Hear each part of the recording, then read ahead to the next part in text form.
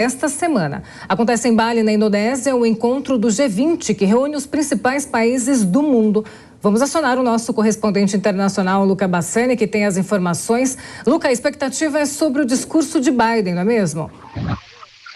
Exato, Paula. Bom dia a você. Boa segunda-feira a todos que nos têm acompanhado hoje nesta semana. O G20 começou em Bali, na Indonésia, um encontro que reunirá as 20 maiores economias do mundo, e hoje tivemos o primeiro encontro entre Biden e Xi Jinping. Desde que Biden assumiu o controle do país, nós temos que ele nunca tinha se encontrado com o presidente chinês, exatamente por conta da pandemia, por conta de diversos outros fatores internacionais que nós sabemos que afetam a China, e esse é o momento mais esperado, né? Eles com certeza falarão sobre todas as dificuldades que passa a região Ásia-Pacífico, principalmente com Taiwan. A gente sabe que o país que não é considerado independente pela China, ele passa por uma série de exercícios militares que foram realizados pelos chineses após a visita de Nancy Pelosi no último mês de agosto, e provavelmente essas questões militares serão também endereçadas, além, é claro, da guerra na Ucrânia, que a China tem um papel fundamental, pode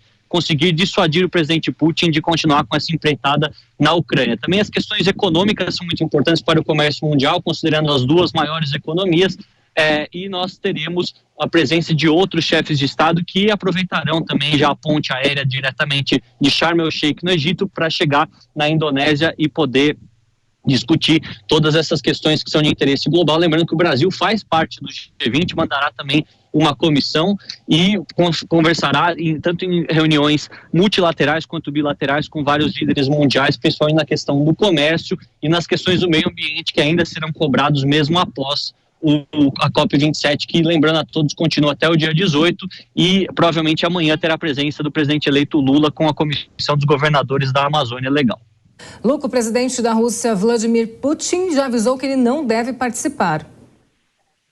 Exatamente. Putin tem o receio de que seja cobrado pelas autoridades ocidentais sobre a guerra na Ucrânia, e, portanto, mandará o chanceler, o ministro das Relações Exteriores, Sergei Lavrov, para representá-lo. Lavrov, que já é bastante calejado, se assim podemos dizer, em encontros deste nível, quando é questionado por jornalistas ou por outros líderes mundiais, mas era uma esperança, pelo menos que tinham no começo desse semestre, de que Putin pudesse ir se encontrar pessoalmente com Biden, eles que não se encontram desde que começou a guerra, e poderia ser algo fundamental para a discussão sobre os desfechos dessa guerra. Lembrando que o presidente Volodymyr Zelensky foi convidado pelo presidente da Indonésia para participar do evento através de videoconferência. Ele aceitou, e também o assunto relacionado à guerra na Ucrânia, como isso afeta as cadeias globais de produção e também o escoamento dos alimentos, principalmente para os países mais pobres, serão assuntos tratados com certeza e cobrados do Sergei Lavrov, que vai ser o representante da Rússia, e também do presidente Biden e outras autoridades europeias. Luca, Diogo Schelp também participa dessa conversa com a gente. Diogo, como que você vê essa não participação de Putin no G20? Eu acho que é natural. O Putin, de fato, está isolado, né, internacionalmente, com exceção ali de uma aliança tênue, que não se sabe até onde pode ir com a China. Eu acho muito interessante esse encontro de Biden com o Xi Jinping, porque são as duas potências, digamos assim, que despontam aí como uma nova realidade de uma ordem bipolar, né? Porque o que a gente teve, né, até recentemente, era uma crença, né, um mito de que o mundo estaria se dirigindo para uma realidade multipolar, ou seja, com vários polos de poder ao redor do mundo. O Brasil tentava se colocar, principalmente nos governos do PT, como um desses polos de poder. E agora, e aí vem o desafio para o novo governo, o governo Lula, é o desafio de se colocar, né, de buscar aquele protagonismo que eu estava me referindo antes, sabendo e entendendo que a realidade, na verdade, é uma realidade de dois polos de poder. Os Estados Unidos, que é uma superpotência já há muitas décadas, e a China, que vem despontando cada vez mais como uma potência econômica, uma potência militar e também como potência política, já que ela busca influência em outras partes do mundo, inclusive na América Latina. Luca, uma pergunta para o Diogo Schelp? Então, Diogo, gostaria de saber exatamente sobre essa questão que você levantou sobre o protagonismo do Brasil.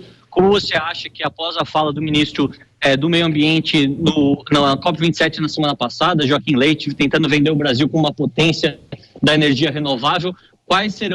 Qual será o discurso, pelo menos a linha do discurso do presidente eleito Lula? Você acha que também essas questões relacionadas à energia serão comentadas, e também como você acha que depois de 4 anos complicados no cenário mundial, tanto considerando a guerra da Ucrânia e a pandemia da Covid-19, como o Brasil pode se recolocar nesse cenário para dialogar novamente com as grandes potências?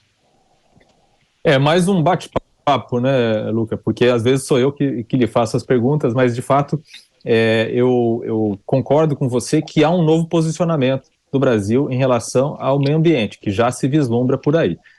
O fato do presidente eleito, Lula, né, ter feito um governo que foi focado muito nessa questão ambiental, porque a gente precisa lembrar, Marina Silva, por exemplo, em um dos encontros ambientais que houve lá na Escandinávia, quando ela era ministra do Meio Ambiente, ela foi uma grande estrela, né, daquele evento. A gente precisa também calibrar, e o novo governo precisa entender que é uma realidade diferente também daquele governo, quer dizer, precisa calibrar as expectativas de uma parcela significativa da população brasileira que tem preocupação com as questões de soberania nacional. A gente teve, por exemplo, durante o governo Bolsonaro, uma realidade em que o governo Bolsonaro usava um discurso de confronto na questão ambiental, de se negar a sequer discutir qualquer questão, mas, por outro lado, também havia, por parte de países como a França, né, uma tentativa de usar a questão ambiental para os seus propósitos protecionistas, inclusive para dificultar, por exemplo,